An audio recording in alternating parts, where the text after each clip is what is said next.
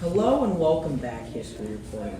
Today we will be talking about Thurgood Marshall and the Nation of Islam in the 1950s. I'm going to switch it over to Alyssa, and she will tell you some facts about Thurgood Marshall.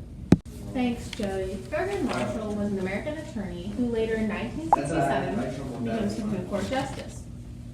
Before becoming a Supreme Court Justice, he worked for the NAACP, which fought legalized racism, which inspired the Civil Rights Movement.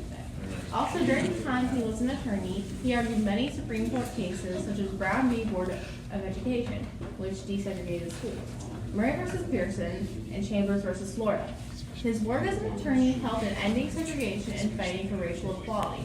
He was born on July 2, 1908, and died on January 24, 1993, at the age of 84. He was the first African American elevated to the Supreme Court and had a great impact on racial equality. Now back to Joey, where he will give you some interesting information on the Nation of Islam in the 1950s. Thanks, Alyssa, for those interesting facts about Thurgood Marshall. Now, the Nation of Islam was an African-American movement that taught Islam with black nationalist ideals. They founded the Moorish Science Temple of America, which was the name of their religion, in 1913. And after the death of their founder, Drew Ali, 3 organizations formed out of the Moorish Science Temple, one of them being the Nation of Islam, which was founded by Wallace E. Fard, proclaiming he was the reincarnation of Drew Ali. The Nation of Islam was taken over by Wallace E. Fard's second-in-command, Elijah Muhammad.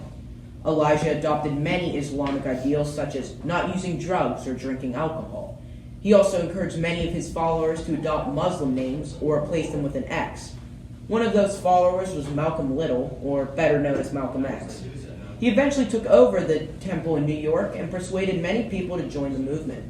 In 1963, when JFK was assassinated, Malcolm X said, "Case of chickens coming home to roost," which was very unpopular with the Nation of Islam. So Malcolm fled to Mecca to practice new ideals of Islam, but was eventually killed in 1965 by members of the Nation of Islam. The Nation of Islam's impact on American society was that they promoted black nationalism and preached anti-white ideals, which led further into the civil rights movement by mixing in a little black nationalism. Now back to Alyssa. Joey, very interesting information. That concludes this episode of History Report.